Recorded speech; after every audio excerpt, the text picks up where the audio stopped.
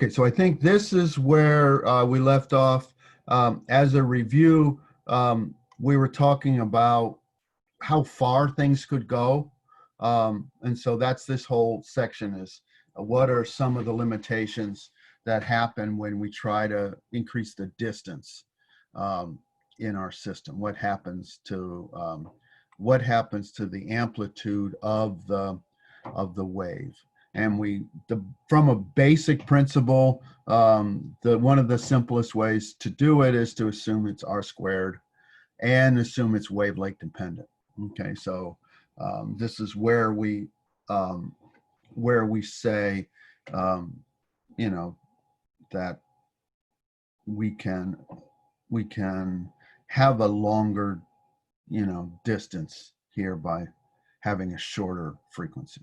Okay, because as the frequency goes down, the wavelength goes up. So that's the wavelength of the carrier.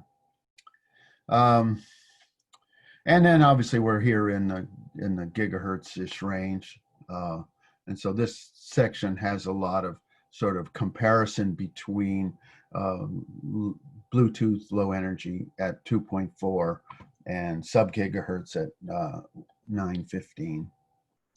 And you can, I think this is probably good science whenever you're doing this thing is to rather than think of the waves in terms of their frequency, think of them in terms of their wavelength, because that'll tell you what kinds of objects it will scatter on or reflect off of or diffract into or whatever. So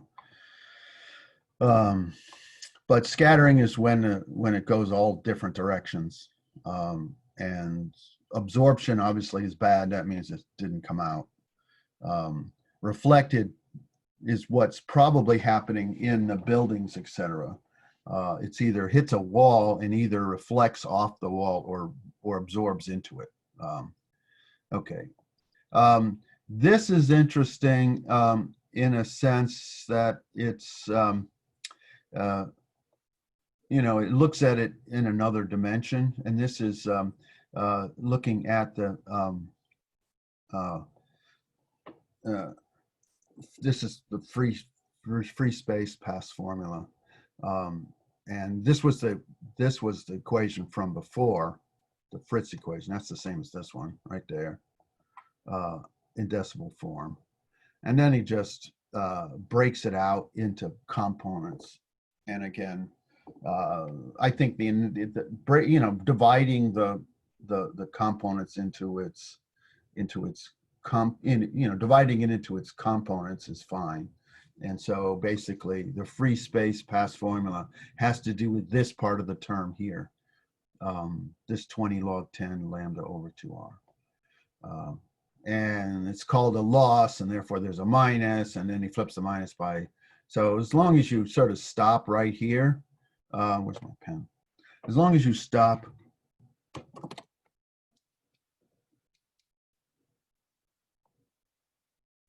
here, so if you bought the book, you might just want to scratch out this formula. That formula makes no sense, but this one does. Okay. Can you remind me why it doesn't make any sense? Okay, so it has to do what you learned in. Okay, so what is? Let's do. Yeah. Has to do with the units. Okay, yeah. It has to do with the units. Okay, that's a quick answer. You cannot take the log. You can't take the log of 1 centigrade, or you can't take the log of 1 centimeter, because everything has to have units. So if this has a centimeter, what are the units of this? No. So now if R were somehow dimensional, if you could somehow create an effective R or a dimensionless R, yeah, then you could do it. But the same thing with F. How do you create, what are the definitions of a dimensionless frequency? What are the units of this? That's in hertz, but what's the units of this? Now it wants to be decibels, right? It wants to be dimensionless. but the idea of a free space loss is fine. You just take, they're just talking about this term, right? They're talking about the gains in the antenna, right? That's the input. The gains in the two antenna, and that's the received power. Okay, so Okay. that's just it. Long again, I wouldn't copy paste this anywhere. That seems nonsensical. Now this one is interesting, and it, you know, because what they're doing now is they're looking at a combination of the line of sight. That's what LOS stands for, line of sight.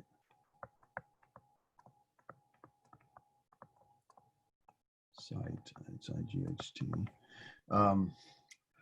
And waveforms that could get there, but reflected.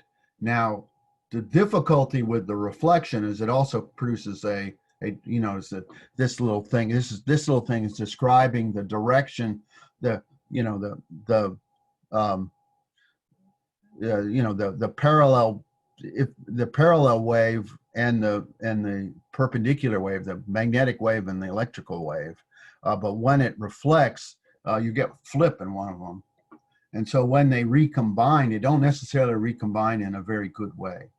And there's also, in the next chapter, there's also, you know, they don't occur at the same time either, because they may have a longer path length, and they don't show up in phase either. But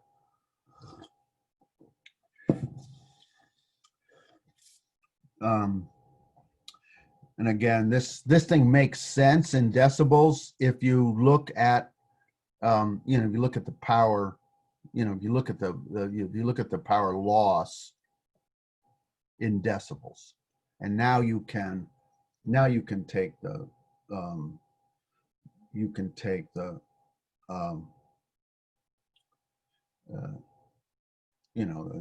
break it up into its parts because it's dimensionless. Interesting in here is a very weird result. Okay, and well, obviously this is not a discussion of Bluetooth or sub-gigahertz, because we don't have heights of antennas, right? This is probably more of a GSM type of long range signal. But interesting about this equation here, and there's a lot of steps that are missing, okay, in the book. But I found these two websites down here, which filled in all of the math between here and there.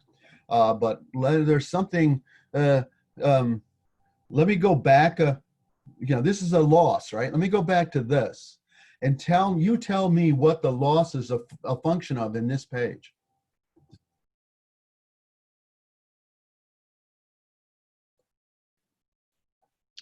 What is it a function of? Distance. Of what? Of distance, right? What else is it a function of? Well, wavelengths. Wavelength. Okay. Now, I don't necessarily know where it went, because they started with wavelength in here,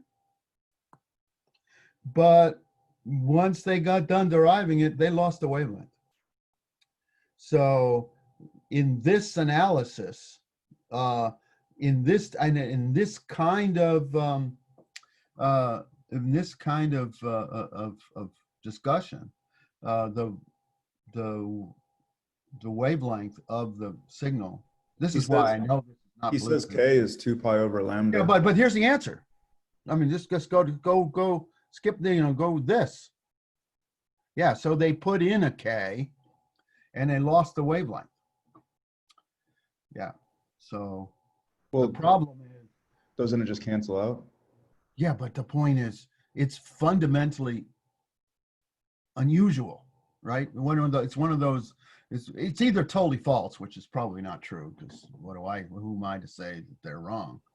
But this particular analysis of of how the Earth, right? That's the essence of this equation. How does the flat Earth, right? The flat, the flat Earth.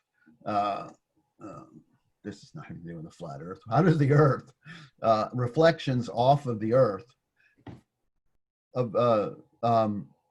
contribute to the loss? And K that is the wave number. I don't think it's just an arbitrary constant. It's the no, wave. no, it's a wave number. The point is, when they're done with this analysis, they've lost the wavelength dependence on loss. That's why I think this was a surprising result, and so that's why I didn't believe it. So I looked it up, right? And this particular second one here is a fairly long sort of thesis or notes on some class, and they derived it. So in this particular configuration, where the idea here is they're transmitting with an antenna of height HT and receiving an antenna. Now you can see I mixed my metaphors. I pulled, HT is the height of the transmit antenna, and HR is the height of received antenna. And yeah, it's intuitive that the higher the antenna, the more, the more it will lose. I guess that's what that says, right? Loss is a bad thing. And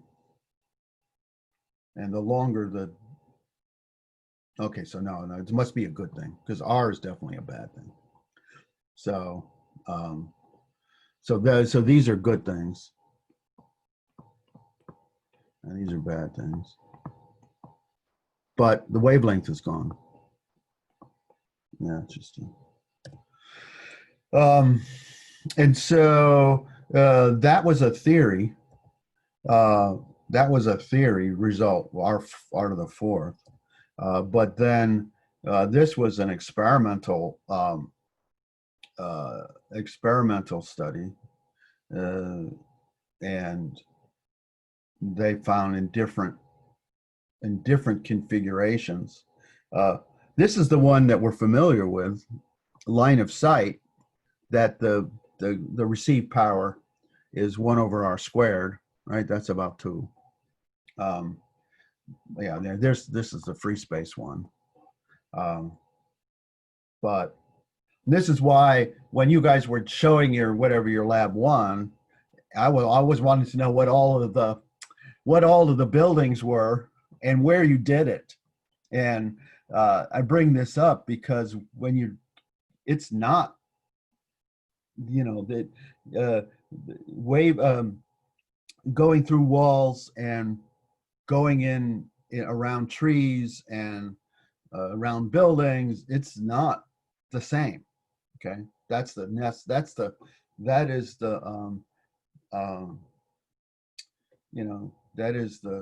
method here. The message here is that if you're in an urban area, it drops off faster. I don't know what a shadowed urban area is, but the point is they're different. And inside of buildings, it can be pretty bad.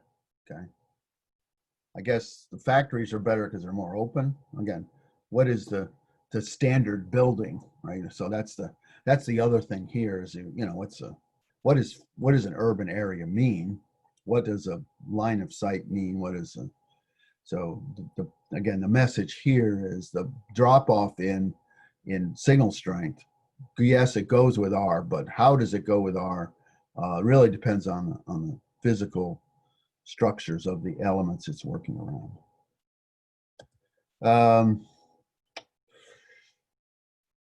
Okay, this is a picture out of the book again. And again, it illustrates the two, the plane Earth.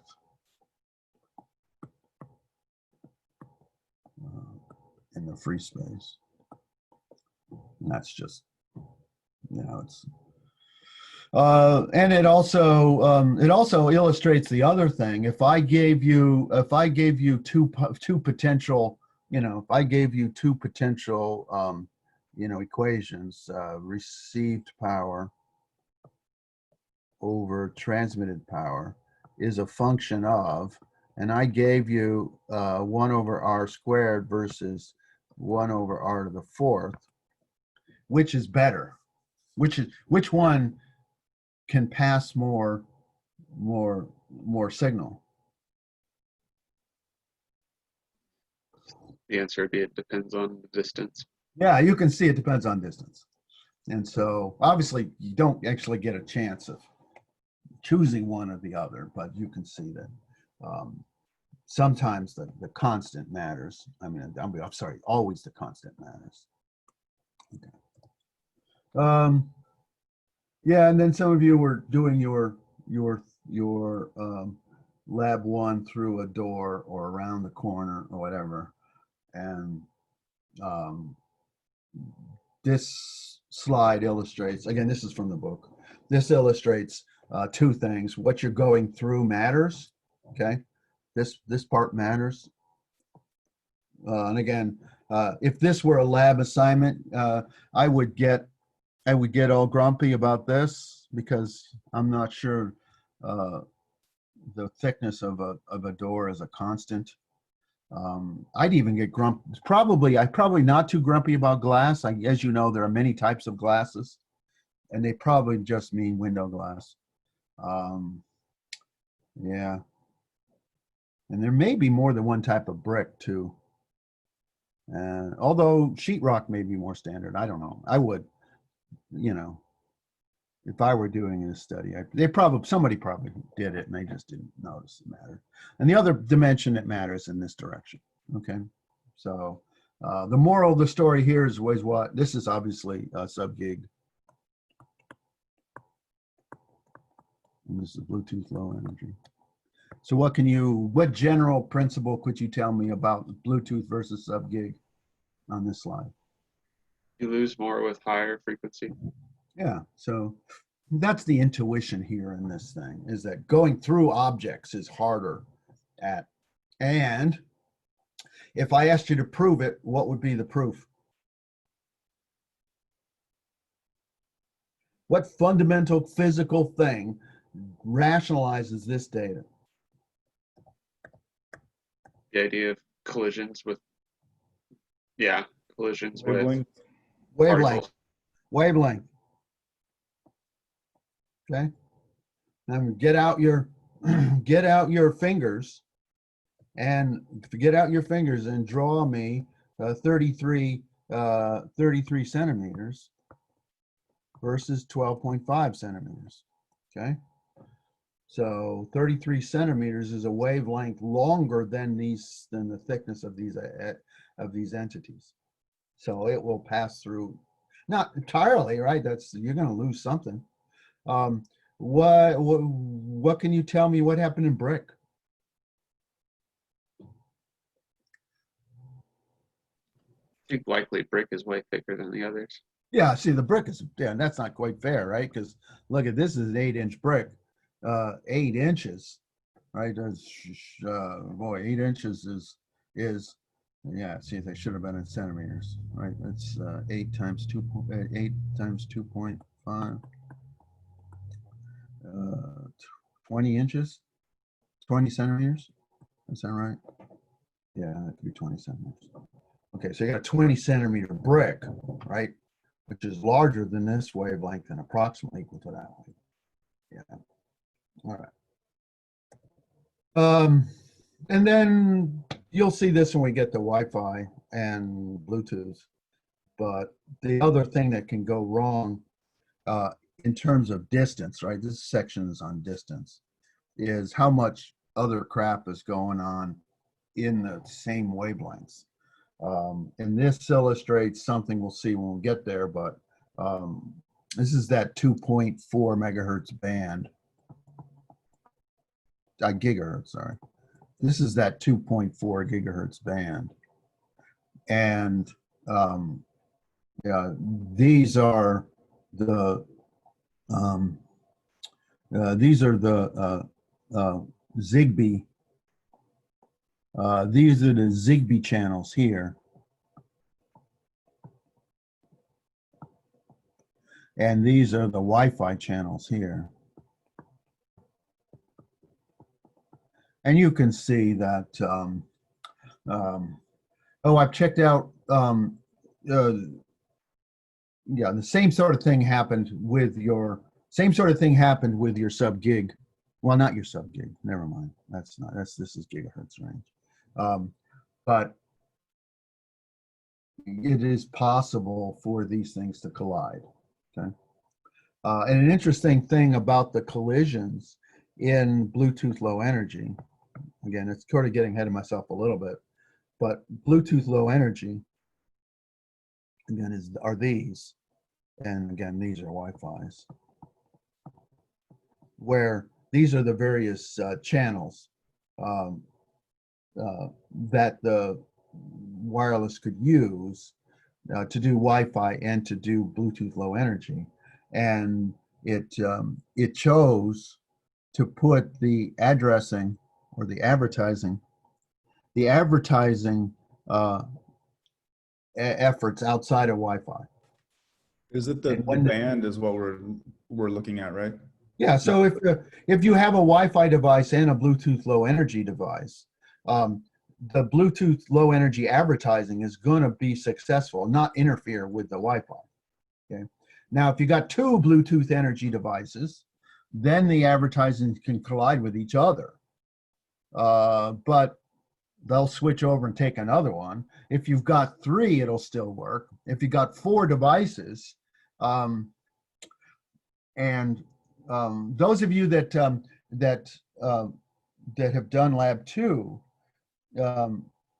notice that when you first logged on to the, you first accepted the advertising, you could see in your application the Bluetooth low energy devices. And when we went to, we would go to conferences and do demonstrations of this, it wouldn't work because there were hundreds of Bluetooth low energy devices in the convention center that we couldn't get it to work because it was too crowded.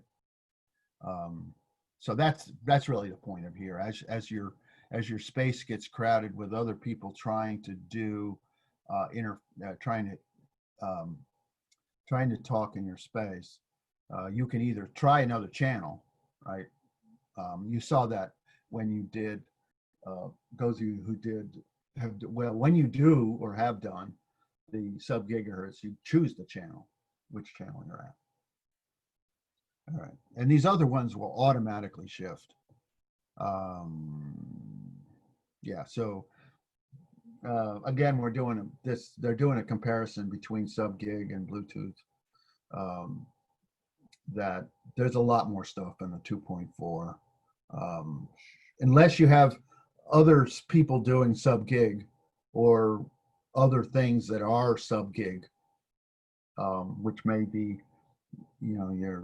some of the cordless phones used to work at 900 megahertz. And so the basic idea here is the wavelength. The wavelength makes it run faster. I mean, not faster, makes it run longer. It's inherently slower because of the power that we use. And we'll see. Okay, so I don't know. Neither are very expensive.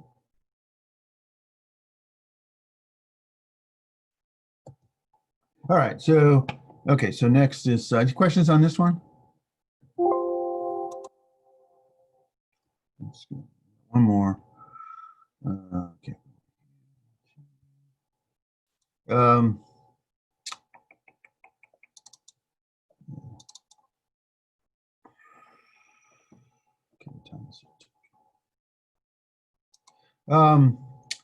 This one will be an easy one to make quiz questions after because it's got a boatload of equations in it. So,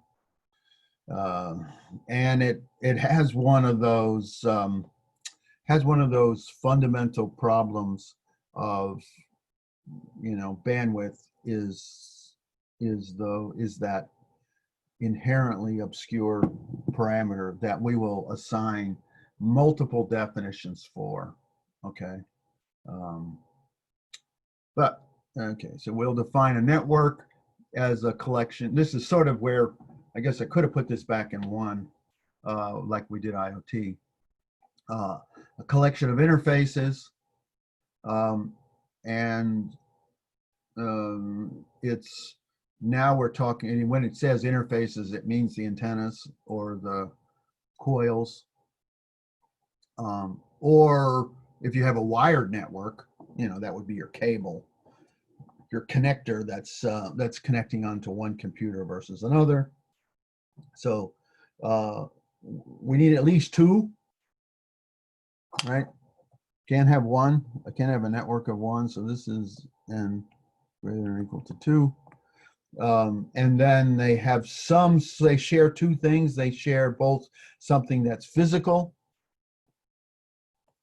Medium is like your electromagnetic spectrum, your wavelength, your light, your sound, your voltage, whatever, your current, your power.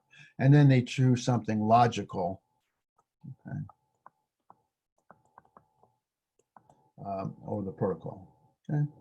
And I've alluded to this, and that is the essence of communication is to take information, encode it, and we're going to encode it as an energy packet, right? And so what are the units of energy?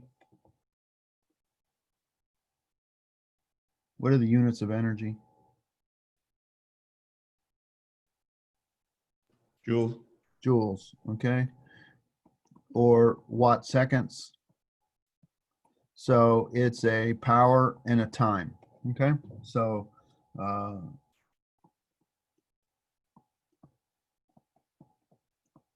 okay, and then we're going to transmit it, and that was the essence of the thing we just did in the last chapter. This is going to then attenuate here by 1 over r squared to 1 over r to the 6th, whatever, according to distance. There was a little bit of talk about reflections, which will cause distortion. We talked about interference, which is essentially, this is the reflections that cause distortion. And interference is what causes noise because it's interference. Okay. And then we're going to decode that back into reverse, transmit it, and then reverse it.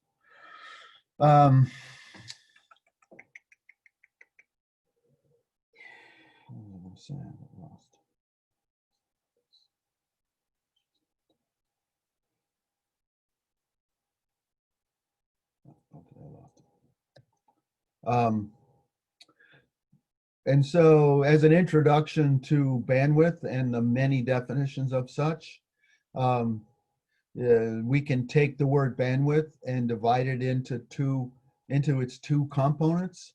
If we think of the gain or the amplitude versus frequency, amplitude or gain versus frequency, we can think of the band of frequencies.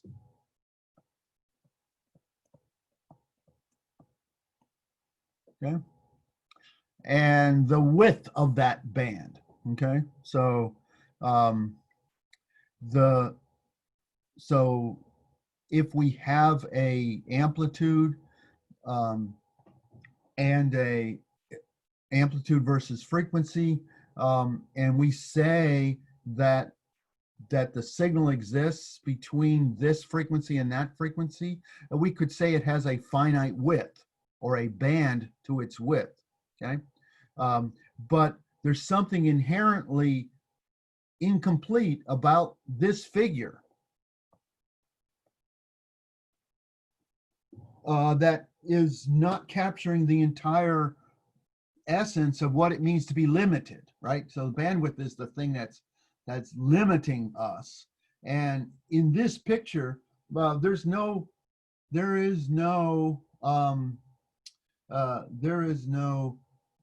implication about how much time you're willing to observe this signal. Okay, and so you know, the way to think of this is if you think of a data acquisition system, right? If you think of a data acquisition system that's sampling at a sampling rate, right? Then you employ the Nyquist theorem and look at the, you know, the band, and hopefully your signals are less than 1/2 fs. That's the Nyquist theorem.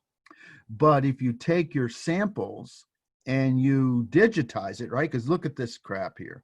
This is amplitude versus frequency. And so how do I get, if I sample a signal with the data acquisition system at fs, how do I get this plot?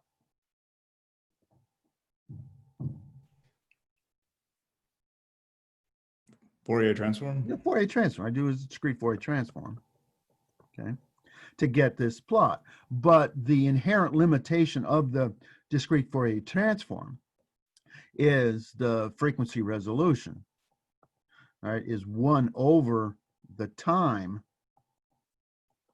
that I sampled, okay, the sample window size. Okay, so just looking at bandwidth in this dimension is not enough information because it doesn't specify t, right? And t, you know, has to be bounded, right? This can't be infinite. The same way, if we do limit time, right? If we do limit time, in other words, if we say, I'm interested in all of the signals between this time and that time, that's what I mean, that's t, right? So if I say, I'm gonna look at the wireless, right? I'm gonna look at the you know, the radio, I'm gonna look at my radio packets, my radio RF signal for a finite amount of time, right? Then we're limiting time. But again, this plot per se isn't enough because then it implies infinite frequencies, okay? And so where am I going with this?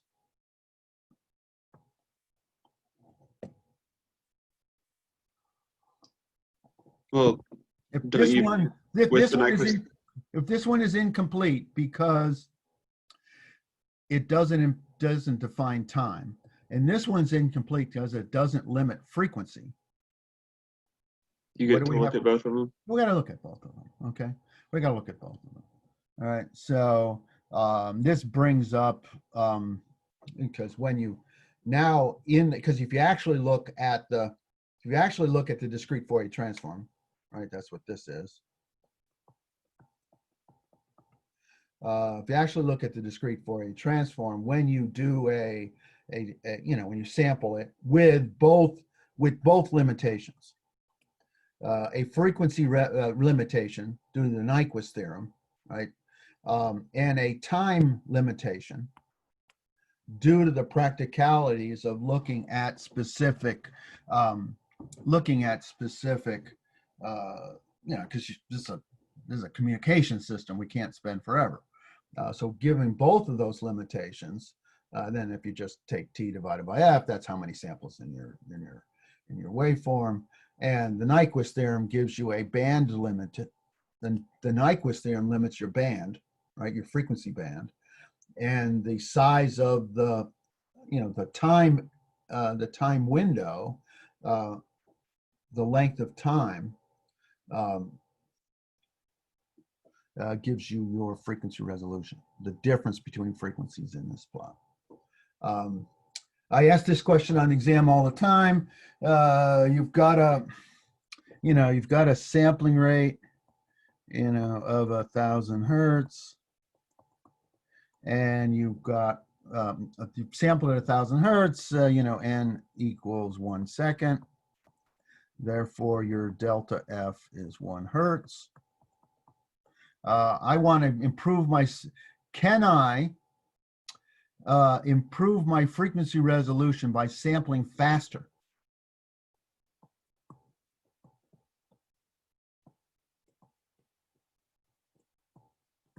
It seems like if you sampled faster, things would get better.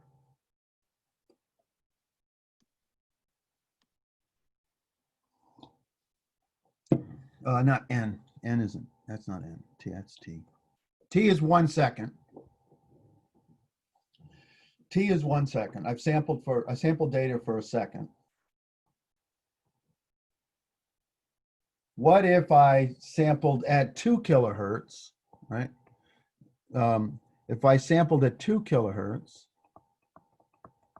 and had N equals 2,000 points, I doubled the number of points in my array. And does that improve my signal? Does that improve my frequency resolution?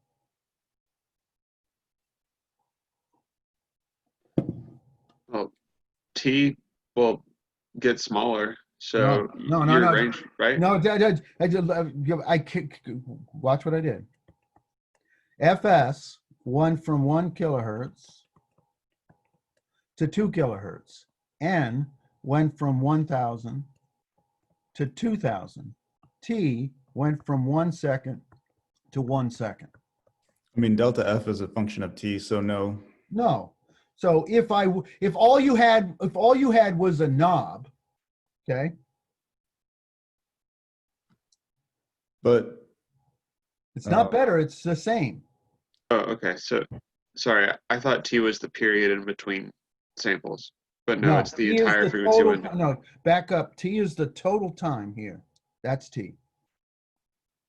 T is not 1 over Fs.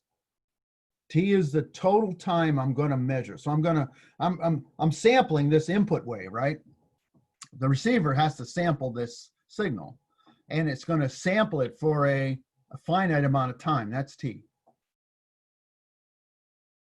So no, T is not 1 over Fs. T is, right, you look at that, T is N times Fs. I get that wrong? Yeah, sure. And the number, I get that wrong? Fs divided by N, or yeah, hold on. one of them should be in the not right. denominator. That can't be, I made a typo. Hold on, I'm thinking about this. Samples.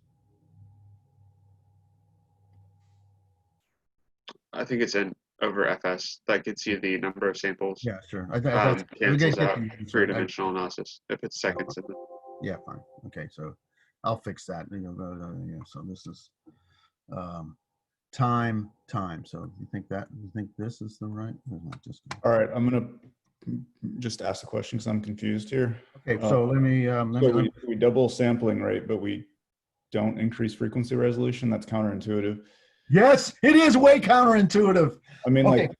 like optical coherence tomography, like when we sample that, if I were to sample, a typical signal, we sample it, I don't know, 50 megahertz. If I was to sample it at 1 megahertz, it would just be gibberish, right? I mean, it wouldn't. The point is form the signal that I need. Well, I think we still have higher frequency content, so our frequency range is greater. Oh yeah, the frequency range goes up. But your resolution between, like, what the difference between 100 hertz and 101 hertz isn't necessarily going to change. Well, it is a function. Well, this equation here isn't right, but if I sample it, then I can detect that. I mean, I guess can I resolve something? Okay, so the question in here, can you resolve 500 hertz? I mean, let's not do 500. Let's do 100 hertz. If I give you 2 signals, one at 99 hertz, one at 100, one at 101, can you detect the differences between these 3 signals? Yes. What is my sampling rate? Yes. If my sampling rate is it doesn't matter. As long as you satisfy the Nyquist theorem, the only thing that matters is the delta, is the total time I captured the data at. But you asked specifically about oversampling. So if I'm sampling at 1,000 hertz, I can absolutely tell the difference between 101, 100, and 99. No, you can't. If I do the Fourier transform of a No, you can't. All right, so let me give you an example. Okay, sure. I'll prove it to you. No, you can't. Okay, So you just mean to do it. tell me I can't tell the difference between 101, 199 hertz signal? Nope. If Because you have to sample- do, because the question is, you just telling me the sampling rate is not enough. Okay, so let me. I don't know if you live in the Excel world. Okay, but let me give you an example that doesn't work. Okay, so open. Okay, where's my app? Open recent pinned new. Okay, there we go. All right, let me give you. So up here is going to be 99 tab 100 101. Okay, 3 different frequencies. Cosine. Okay, I gotta have a time. Sorry. I mean, yes, if the time is sufficiently small, you can't. Yes, that's my point. But I'm that's gonna give not you what- 10 samples. But that's not what. That is exactly what I Bible had. That was exactly the question I told you. All right, so you're I feel like that's sampling what it. the slide said, so. Yes, okay, I did right here. I said you went from. Okay, so I'm sorry, I made a mess. Let me insert. Yeah. Duplicates. Okay, sorry, we're almost. What time is it? No, I haven't lost mine. I can't duplicate. So. Where's the make one?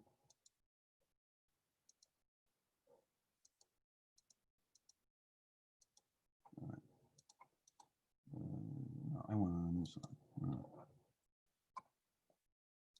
All right, let me be clear about the question I just asked you. Okay, you're sampling at 1,000 hertz, right? So that's every millisecond, and you took. I want to do it. OFS this way.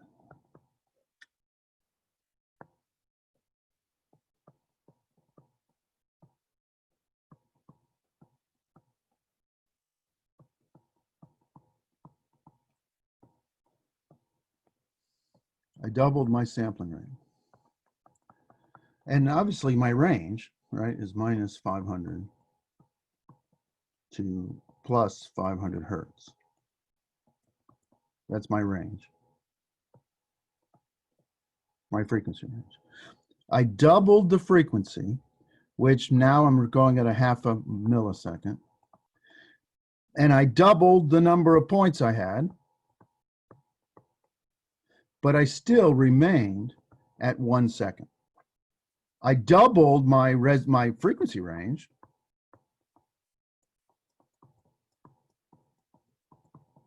but my frequency resolution,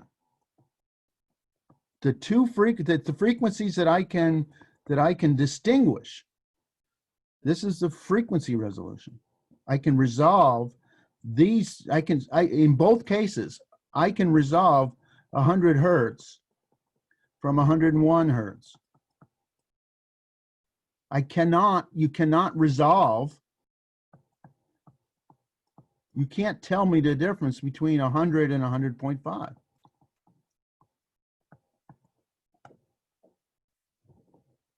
And I agree with you, Austin. It's counterintuitive, which is why I'm going to ask it on the test. It's your first inclination is everything gets better if I double the sampling rate. Okay, I got twice as many samples. My frequency range doubled, but my resolution did not. The resolution is 1/t. So if I want to resolve 2 frequencies, maybe you don't want to resolve 2 frequencies. Maybe you already know what the frequency is, but doubling the sampling rate. I feel like I'm gonna just go grab a function generator and Yeah, disprove this, but I mean. Okay, fine. Now, Whatever. Valvano, Yeah. I was on your side up until this slide. Now I'm confused. Okay, so If I have a capture over 1 second and I see 100 peaks, then I can see that's 100 hertz. If I see 101 peaks, I know that that's 101 hertz. If I see 100 peaks and then it ends right as it's reaching the bottom, why can't I what's stopping me from concluding, okay, well, that's going to be 100.5, something like that? All right, yeah, so let me go back. Let me draw. Fair enough. Let me get another one. No, okay. All right, let's make another one. It seems like your delta F should be based as a function of n. It needs to be. No, it isn't. It isn't. It's a function of number t. of samples you acquire. All right, so let me draw let me draw 100. Yeah, it was sampling at 1 second, right? Are you with me? Sampling at 1 second. So I'm going to have 10. 1, 2, 3, 4, 5, 6. I should have drawn that. Okay, let me. I should have drawn that thing second. Okay, 1, 2, 3, 4, 5, 6, 7, 8, 9, 10. All right. Okay, that's 1 second.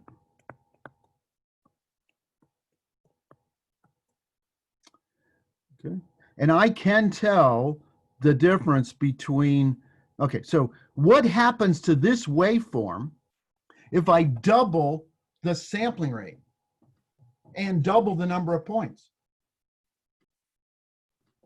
It's right? got to be a function of the number of samples, because Okay. if I take the first, but look, it isn't. Look, if I take this, if this is a point, and this is a point in my original data, if I double the sampling rate, you just get the points in between.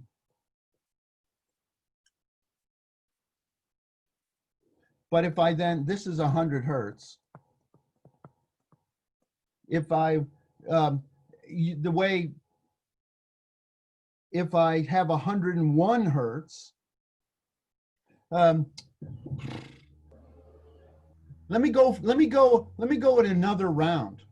What happens to the Fourier transform? What happens to the Fourier transform if I give it, if I take the transform of this, all right, I'm going to get a single peak at 100 hertz.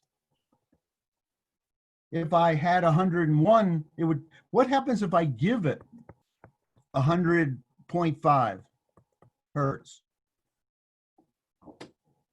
it'll be at 100.5 hertz. No, there's no 100.5. There's no 100.5 point on my curve. The next, it's the discrete Fourier transform. Where are my points? Well, there is information. I mean, because you're No. I'm looking at the output of my software, right? Which is an array of data points. There's an array at 100. Where's the next frequency?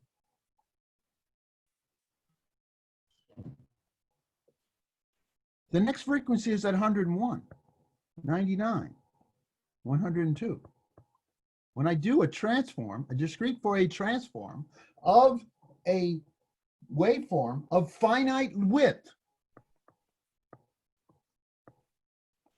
these points. Are we sampling at 100 hertz? Because the we're sampling at a kilohertz. Then my resolution on my Fourier transform graph is going to be 1/1000. No, it's 1 over a second. It has nothing to do with let me prove it to you another way. Okay. Okay. Maybe we can take this offline and do it. Yeah, we can. Yeah, you. I don't. I didn't make this up. This is not. I'm not inventing anything. I'm just asking to defend it. I mean, it's a. Okay, let me do it. Let me do it another way. Discard. All right, let me do it another way. There's something you. Okay, new slide. All right. I would buy what you're saying if it was based on a function of the number of samples that I collected. Sure, let's do that. But it had. If I sample at a kilohertz, right, and I sample 1,000 times, and I collect 10 samples, I agree. No, I don't want 10 samples. Sampling. Can I do 1,000 samples? I'll keep my example. Okay. What are the frequencies in my discrete Fourier transform? How many points do I got here? From minus something to plus something. How many points in my discrete Fourier transform? If I take 1,000 samples and I do a discrete Fourier transfer, how many frequencies do I get? 500. Well, I get 1,000 because you get I the mean, minus but f it's and the plus. redundant. Are we talking redundant or non-redundant? That don't matter. I get 1,000. Okay. What is the largest frequency here? 1 over 1,000 or 500. 500, right? Minus 500 to plus 500. So I get 1,000 points. I don't get 500. I actually get 499, but still, I get 1,000 points. All right. Let's do it again. Fs equals 2,000 hertz, and n equals 2,000. Okay, that was the question I just said. Now what do I got? But How your many- delta F is based on the number of n. No, I just, all I said is I doubled the sampling rate and doubled the size of my buffer. Yeah, so that would mean that the Right? Does it this the what's range what, is now from minus 1,000 to 1,000. So you've doubled the range while also doubling the number of points. So I doubled the range. so the resolution doesn't change. The resolution doesn't change. This is still 1 hertz.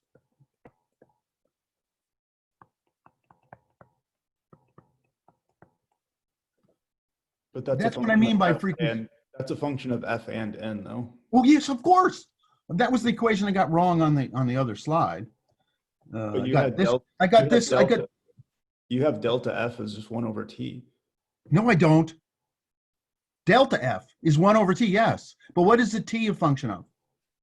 It's Sure. n divided by fs. Yeah. So what is n t in time is going to be n divided by fs. So delta F is going to be fs over n. That makes you happier, but doubling the frequency makes the frequency resolution worse. Now, if I double the frequency and double the number of points, it's the same.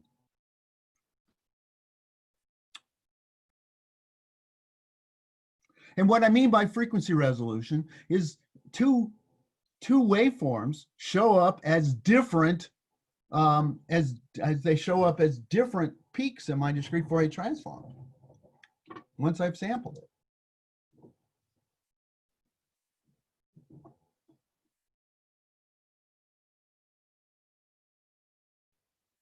And you're right, I got this equation wrong on the. So when you look at things in the frequency domain that have been sampled, my point is you have to know both F, S. Well, these are 2 things that are 3 variables. You have to tell me 2 of these 3 variables, either the total number of samples and the sampling rate or the total time and the whatever. I need 2 of those 3. I agree with that. Okay. But in the case that I gave you, if you double the sampling rate and double the size of your buffer, it has no effect on the frequency resolution. You just have twice as many points. Your range doubled, but your frequency did not double. That was my point that I was trying to make. And just, yeah, and to ask the rhetorical question that I was going to do, and that is,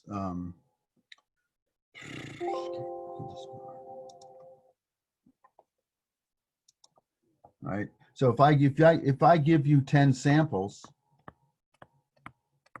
at 1 kilohertz, what's your frequency resolution?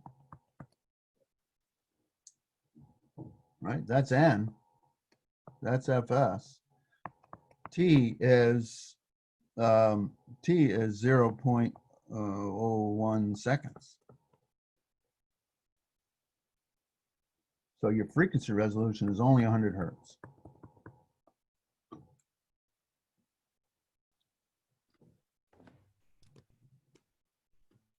I And the agree. problem with this is this T is going to affect our bandwidth, right? We want to be able to collect data, we want to receive packets very quickly. And so, yeah, we're hitting up against a fundamental limitation in terms of our ability to resolve frequency. Anyway, let's see, what time is it? Okay, so let me, yeah, I don't know. Let me, okay, let's just go on. I made a mess of my slides here. This was a typo here. Okay, so N. Maybe not. Okay, T. Yeah, this time. Yeah, time times samples per second.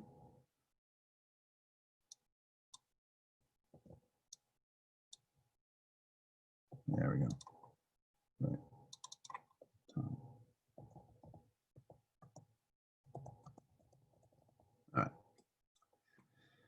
All right. Let me make one more comment about this slide before I get to,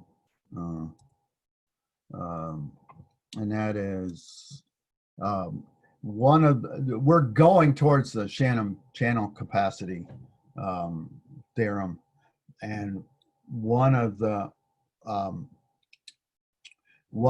things that matters is the number of pulses per second, right? The carrier pulses. How fast do we send packets, right? So if you think of it in the time domain, right, you're going to send packets. You're going to send packets at 1 over FP. So you got a packet rate. This is the rate in which it will send pulses.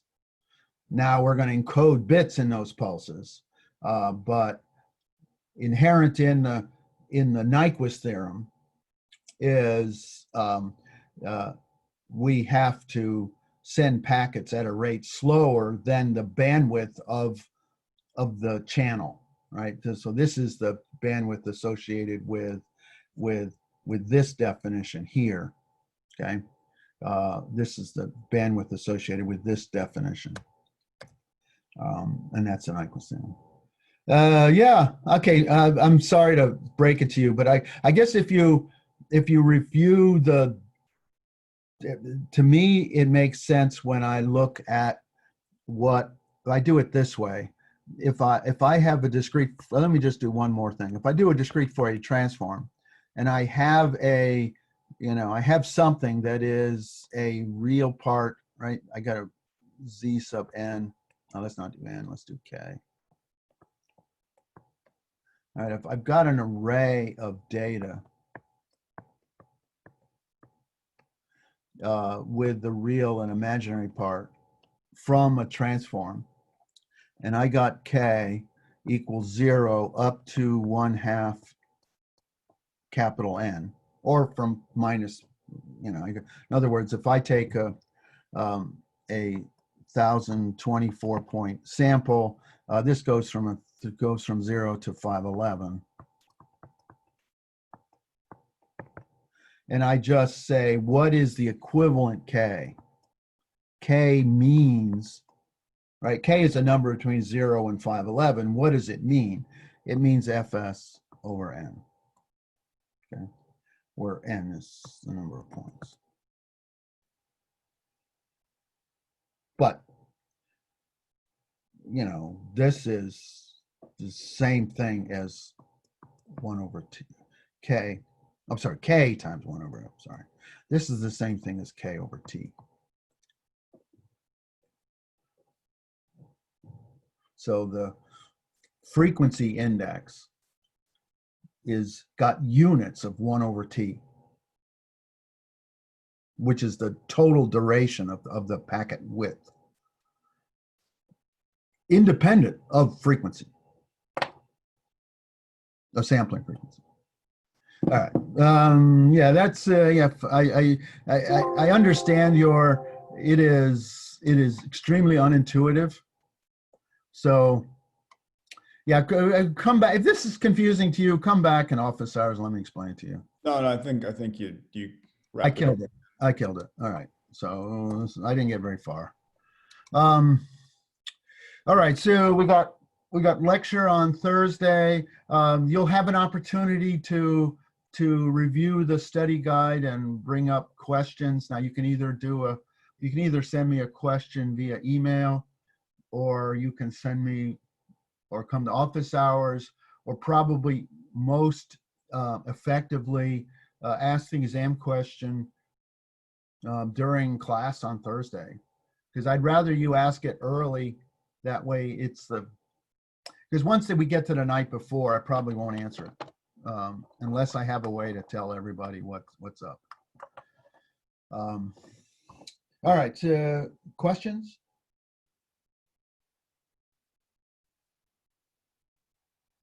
So in a nutshell, what you're saying earlier is that you double the frequency, sampling frequency. All it does is just extending the detectable range of But I gotta frequency. I can't. No, what I'm saying is you can't give me one number and tell me what I got. You got to give me two numbers. If you give me two numbers, and that is either the sampling rate and the number of samples, or if you give me the sampling rate and the time of collection, I need two numbers, and then I can tell you what you got. But Okay, if I just say, here's a situation, I doubled the sampling rate, what happens? That's not actually a fair question. I have to give you, if I'm changing something, obviously the three things are related. Total sampling time, number of samples, and sampling rate, those are related. But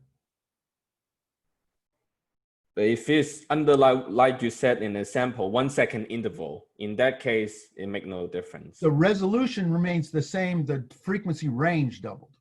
Okay, yeah, okay. And I'm just looking at how it is the discrete Fourier transform, gets converted to numbers. I think the graph you draw is pretty helpful and make me get the message. Yeah, well, it's and I bring it up because it's not intuitive. It's not intuitive. It came up in one of our medical devices. We were trying. We're embedding our technology on a heart pump, and so that bad boy's got a very loud electromagnetic motor right there along our sensors, and the motor is emitting at whatever it was, 17 kilohertz, and our measurement was at 20 kilohertz, and we were trying to remove the effect of the motor noise on our measurement. And yeah, we tried doubling the sampling rate. It didn't make no difference. The only thing we could do is double the sampling time, which unfortunately, in terms of wireless communication, what does doubling the sampling time do to your system? You have fewer packets per second, and we'll see that in when we get to the Shannon-Hartley theorem, that the packet rate is a linear function to the number of bits per second that I can chance. So if I'm sampling longer, now I might get more bits in that sample, so it may watch out. But anyway, all right. Well, sorry to confuse you, Austin. Yeah. No, you saved yourself at the end there. Okay, so it's completely intuitive. All right. Well, we'll see you on Thursday. I got a couple office hours tomorrow if you need it. Otherwise, we'll see you on Thursday. Bye. Sorry, class, for blowing up the lecture. Thanks. No, it's helpful. No, it's good. Austin, it's good because I promise you, yeah.